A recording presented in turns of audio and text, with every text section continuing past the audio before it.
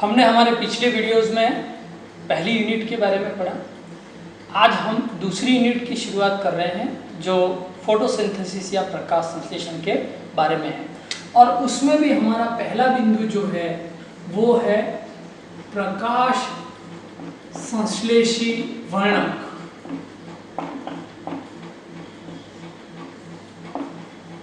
जिसको इंग्लिश में कहते हैं फोटोसिंथेटिक पिगमेंट। तो पहले तो हम समझ लेते हैं कि ये पिगमेंट या वर्णक क्या होते हैं। यही वो अणु है जो वास्तव में सूर्य की प्रकाश ऊर्जा को ग्रहण करके उसको रासायनिक ऊर्जा में बदलने का कार्य करते हैं। यानी सूर्य की ऊर्जा के प्रथम ग्राही अणु जो हैं वो प्रकाश संश्लेषी वर्णक कहलाते हैं। आप ऐसा मान सकते हैं कि पत्ती में छोटी छोटी बैटरियां हैं जो सूर्य के प्रकाश से चार्ज हो जाती है। तो हमें जो हमारे सिलेबस में या प्रकाश संश्लेषण की वर्णकों के जो मुख्य वर्ग हैं उनके बारे में पहले हम जान लेते हैं, उसके बाद हम एक एक करके इनके बारे में पढ़ेंगे। पहला है पर्णहरित, जिसको इंग्लिश में क्लोरोफिल कहते हैं। दूसरा है कैरोटीनॉइड, और तीसरा है बिलीप्रोटीन।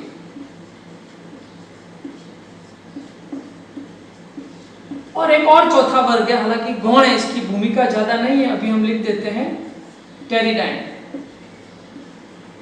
तो प्रकाश संश्लेषी वर्णकों के कुल 4 वर्ग हैं: क्लोरोफिल या पर्णहरित, कैरोटीनॉइड, बिलीप्रोटीन और टेरिडाइन। एक बार उतार लीजिए इसको।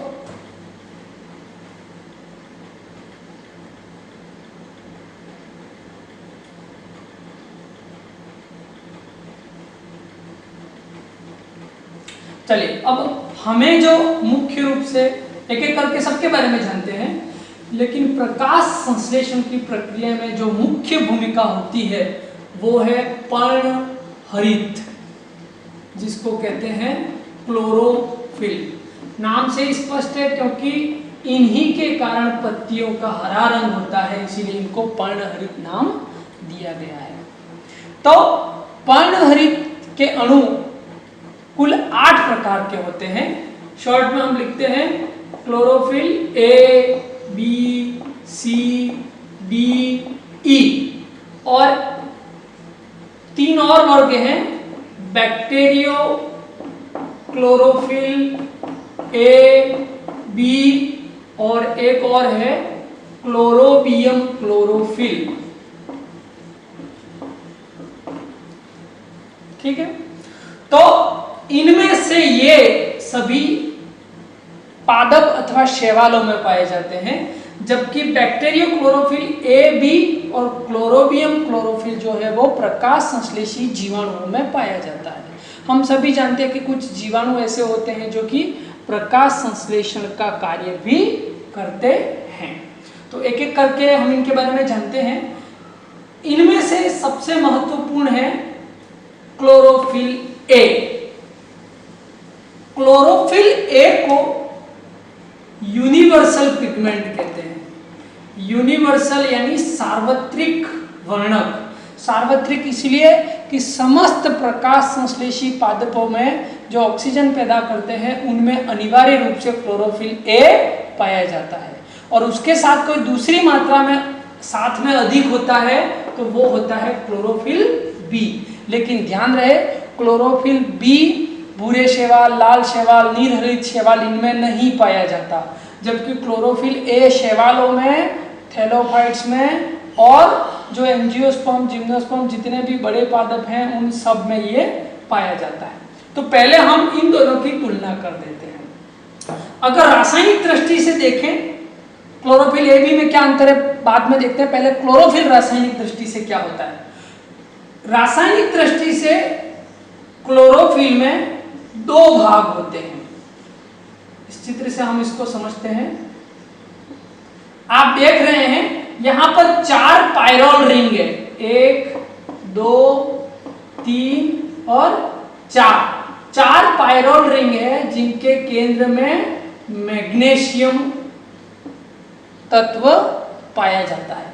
तो ये जो 4 पायरोल टेट्रा पायरोल है, इस भाग को कहते हैं पोरफायरिन रिंग।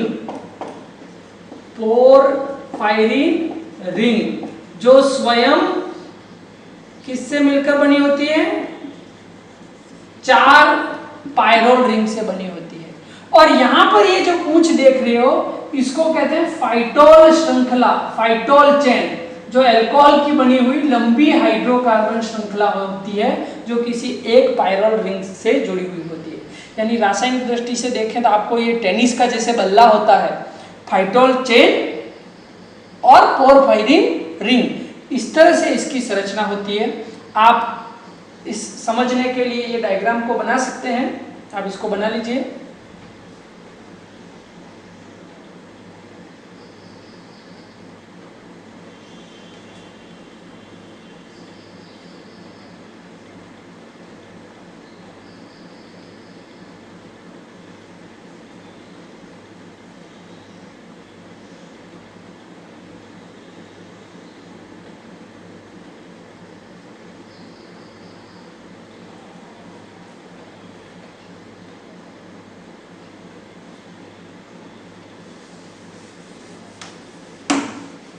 चलिए, अब ये तो कॉमन स्ट्रक्चर हो गई क्लोरोफिल की।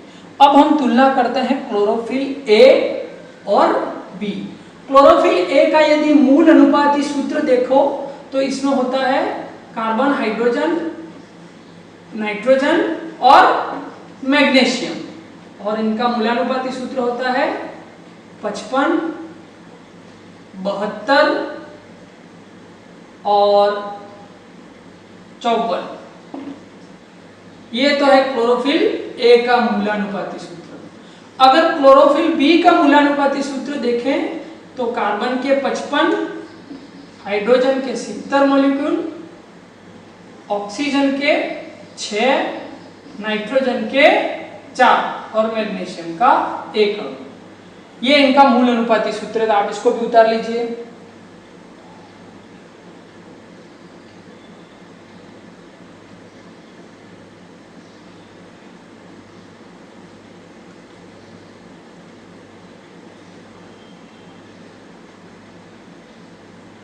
चलिए अब दूसरा अंतर देख लेते हैं।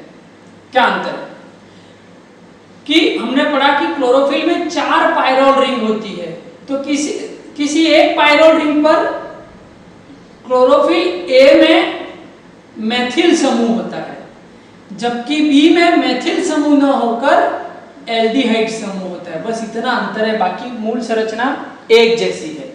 ए में मेथिल समूह होता है जबकि बी में एल्डिहाइड समूह होता है। तो ये क्लोरोफिल ए बी में अंतर है। चलिए अब कुछ दूसरे क्लोरोफिल है उनके बारे में हम जान लेते हैं। हमने पढ़ा कि क्लोरोफिल कई तरह के होते हैं, सी है, क्लोरोफिल डी है, क्लोरोफिल ई है। क्लोरोफिल सी भूरे शैवालों में पाया जाता है, जिसको हम फियोफाइसी के मेंबर कहते हैं। क्लोरोफिल डी लाल शैवालों में पाया जाता है, और क्लोरोफिल ई भी कुछ विशेष वर्ग के शैवालों में, ज़ेंथोफाइसी वगैरह में ये पाया जाता है। यानी इनका आधिक्य ज्यादातर शैवाल वर्गों में होता है। चलिए अब क्लोरोफिल की क्या भूमिका है, तो ये मुख्य प्रकाश संश्लेषी वर्णक होते हैं। प्रकाश संश्लेषण में सर्वाधिक भूमिका इन्हीं की होती है। चलिए अब दूसरे जो वर्णक हैं उनके बारे में हम पढ़ते हैं, जिसमें से हमने पढ़ा था दूसरा वर्ग आता है कैरोटीनॉइड। तो कैरोटीनॉइड रासायनिक रूप से क्या है पहले हम समझ लेते हैं। कैरोटीनॉइड रासायनिक रूप से होते हैं C40 टर्पिनोइड। आपने रसायनों के अलग अलग प्रकार पढ़े होंगे, कोई एल्केलॉइड होता है, कोई फिनॉल होता है, कोई टर्पिनोइड होता है। तो ये 40 कार्बन श्रृंखला युक्त टर्पिनोइड होते हैं जिनको कैरोटीनोइड कहते हैं। और इनके 2 ग्रुप होते हैं, एक तो होता है कैरोटीन और दूसरा होता है ज़ेंथोफिल। तो कैरोटीन का सूत्र होता है C40H56। इसका भी यही होता है, लेकिन ये ऑक्सीजनेटेड होते हैं, मतलब इसके साथ ऑक्सीजन भी जुड़ी हुई होती है। ज़ैंथोफिल में ऑक्सीजन होती है, कैरोटीन में ऑक्सीजन नहीं होती है। अब कैरोटीनॉइड जो है वो प्रायः रंग बिरंगे पीले, नारंगी इस तरह के वर्णक होते हैं, और जहाँ पर क्लोरोफिल कम मात्रा में होता है, जैसे मान लो पादप अंधेरे में है तो आपने देखा होगा पीलापन ज़्यादा होता है, क्योंकि वहाँ कैरोटीनॉइड ज़्यादा मात्रा में डेवलप हो जाता है। तो ऐसी जगहों पर कैरोटीनॉइड ज़्यादा डेवलप होते हैं, पीले नारंगी रंग के। जो कैरोटीन है आपने सुना होगा, जैसे गाजर में जो कैरोटीनॉइड होता है उसका नाम होता है कैरोटीन। टमाटर में होता है लाइकोपिन, ये परीक्षा में पूछा जाता है। गाजर का रंग कैरोटीन वर्णक के कारण होता है, जो कि एक कैरोटीनॉइड है। टमाटर और मिर्च में लाइकोपिन होता है, लाइकोपिन, तो ये दोनों ही कैरोटीनॉइड है। इसके अलावा ज़ैंथोफिल की बात करते हैं तो ज़ैंथोफिल कई प्रकार के होते हैं, ल्यूटीन, वायलाज़ैंथीन, ज़ियाज़ैंथीन, ये भी कई प्रकार के ज़ैंथोफाइसी वर्ग के या भूरे शैवालों में ये पाए जाते हैं। चलिए अब इनकी भूमिका के बारे में हम जान लेते हैं। तो पहली तो भूमिका ये है कि ये क्लोरोफिल के सहायक वर्णक अणु हैं। ये प्रकाश ऊर्जा को ग्रहण करके क्लोरोफिल तक पहुंचाते हैं, प्रकाश संश्लेषण में सहायता करते हैं। लेकिन इसके अलावा इनकी एक खास विशेषता, क्योंकि इनकी कार्बन श्रृंखला में डबल बॉन्ड होता है, इसीलिए ये ऑक्सीजन से जुड़ने की क्षमता रखते हैं। तो क्या होता है कि प्रकाश संश्लेषण में जब जल का अपघटन होता है तो ऑक्सीजन निकलती है। ये ऑक्सीजन कहीं ना कहीं पर्णहरित को डैमेज कर सकती है, तो कैरोटीनॉइड ऑक्सीजन को सोख लेता है, उससे जुड़ जाता है, और पूरी फोटोसिंथेटिक मशीनरी है, पर्णहरित है, उसको डैमेज होने से बचाता है। उसके लिए शब्द आता है फोटो ऑक्सीडेशन। फोटो ऑक्सीडेशन से क्लोरोफिल डैमेज हो जाता है। तो कैरोटीनॉइड ऑक्सीजन के दुष्प्रभाव से क्लोरोफिल को बचाता है। कहीं ना कहीं हम कह सकते हैं कि अतिरिक्त प्रकाश ऊर्जा हो, बहुत ज़्यादा हीट हो, तो कैरोटीनॉइड इस हीट से क्लोरोफिल की या क्लोरोप्लास्ट की सुरक्षा करते हैं। तो ये दूसरा वर्ग हुआ जिसको हम कैरोटीनॉइड कहते हैं। चलिए तीसरा वर्ग, इसके कई नाम हैं। इसको बिलीप्रोटीन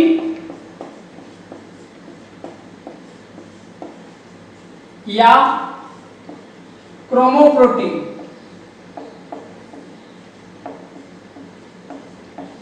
इसको बिलीप्रोटीन या क्रोमोप्रोटीन भी कहते हैं।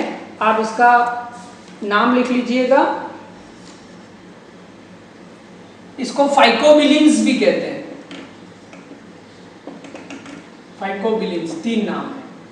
तो पहले तो एक खास अंतर बताना चाहूंगा, ये परीक्षा में पूछा भी जाता है। हमारा जो क्लोरोफिल है और कैरोटीनॉइड है वो कार्बनिक विलयकों में विलेय है, लेकिन जल में अविलेय है।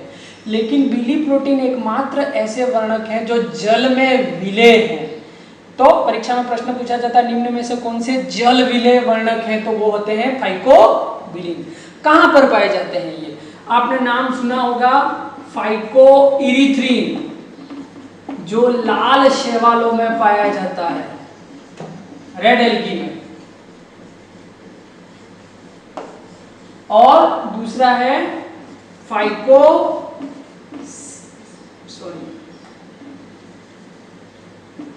फाइकोसाइनिन, जो बीजीए नील हरित शैवालों में पाया जाता है। क्या भूमिका होती है? ये निम्न तरंगदैर्घ्य के प्रकाश को अवशोषित करते हैं। तो समुद्र की गहराइयों में जहां पर उच्च तरंगदैर्घ्य वाला प्रकाश भेद नहीं कर पाता, भीतरी सतहों तक जा नहीं पाता, वहां पर ये वर्णक पाए जाते हैं, गहराई में पाए जाने वाले शैवालों में। और वहां पर ये इन वर्णकों को ग्रहण करके प्रकाश संश्लेषण की क्रिया को संपादित करते हैं। तो ये हुआ बिलीप्रोटीन। अच्छा, रासायनिक दृष्टि से ये क्या है? रासायनिक दृष्टि से ये भी टेट्रापायरोल है, 4 पायरोल रिंग जैसे कैरोटीन क्लोरोफिल में थी, लेकिन वो बंद नहीं होती, ओपन होती है। इसको कहते हैं ओपन चेन टेट्रापायरोल, खुली श्रृंखला वाली 4 पायरोल रिंग से ये बना होता है। तो ये हुआ बिलीप्रोटीन। चलिए अब अंतिम प्रकाश संश्लेषी वर्णक टेरिडाइन्स।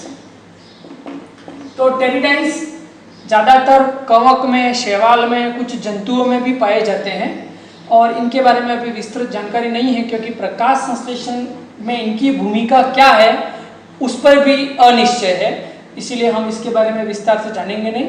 हमें जो मुख्य रूप से पढ़ना है क्लोरोफिल, कैरोटीनॉइड और बिलीप्रोटीन। अब ये वर्णक किस स्थान पर जमे हुए होते हैं, कैसे इनकी व्यवस्था होती है, प्रकाश संश्लेषी अणुओं को ये कैसे ग्रहण करते हैं, उसके बारे में हम अगले वीडियो में पढ़ेंगे और उसके बाद हम प्रकाश संश्लेषण की प्रक्रिया को समझेंगे।